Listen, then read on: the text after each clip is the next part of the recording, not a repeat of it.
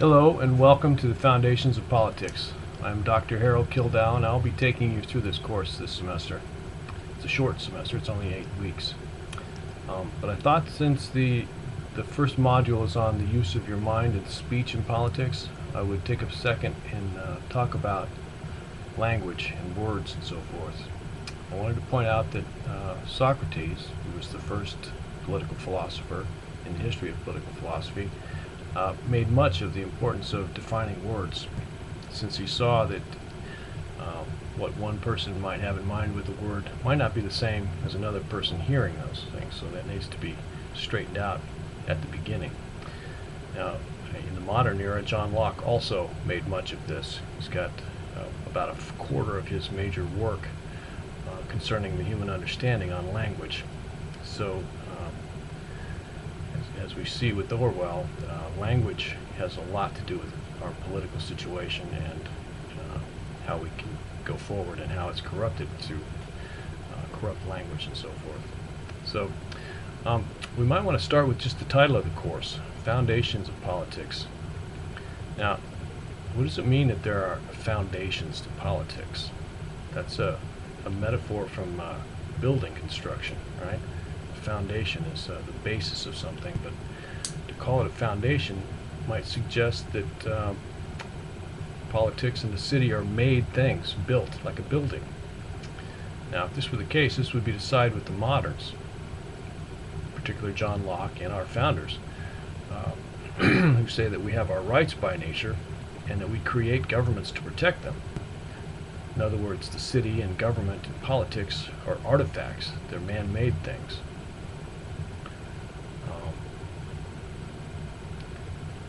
Maybe we could talk about the roots of politics and use an organic metaphor.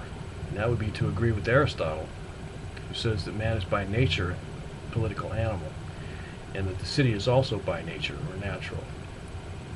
Now, Aristotle's overarching analogy is an oak tree that comes from an acorn. And he says that the oak tree is clearly already in the acorn. It's the destiny of the acorn to become an oak tree. That is its nature. So likewise, man is by nature a political animal, and the city and the political association that creates it is also a natural outcome, just as the tree is a natural outcome of the seed of the acorn. So we have a kind of a tension between the ancients and the moderns here, and that's kind of reflected in the choice of the title for this course. In American understanding, we did create the government through our consent to be ruled. Okay. Now, shifting to other words and language, Martin Heidegger, a modern philosopher of the 20th century, considered that language is a kind of dwelling. We kind of live in our language in a sense. It circumscribes what we're able to do and say, and it's very important. Societies are empowered or limited by the language available to them. So, in that sense, we are very fortunate to have English as our language because it's very capacious. It has incorporated bits and pieces from all kinds of languages, Latin and Greek, French, German, all kinds of words come into English. So we have a very large number of words and concepts available to us. And this, as it turns out, is very important for development, because if you look at primitive tribes and cultures around the world, what we consider third world cultures, oftentimes their languages are primitive, and they don't have the concepts readily available to help them to join the modern world.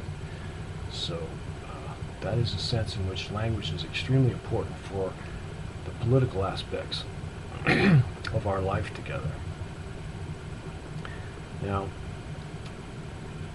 the other words I want to define, the course is a political philosophy course. So what does that mean? What do we mean by political, politics? Well, that is a word from the Greek word polis. And that was their word for city. Polis is the city. Now, from that word polis, we have several English words that we use all the time. For example, police, policy, course, politics, and the adjective politic, and its inverse, impolitic.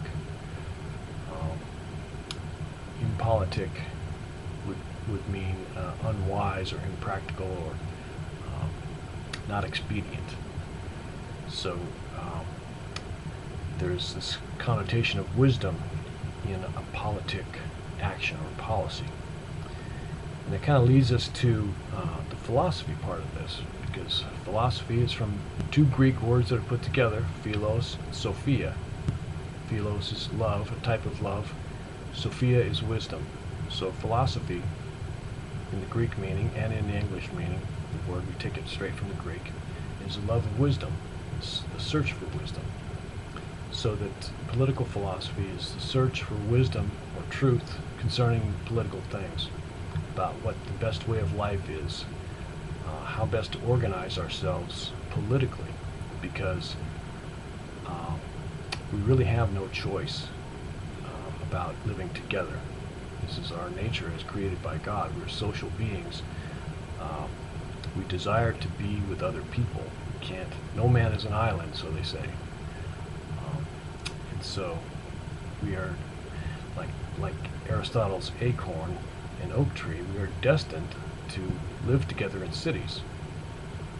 So politics is, even though we create our cities and build them, it is really deeply rooted in our nature to be political.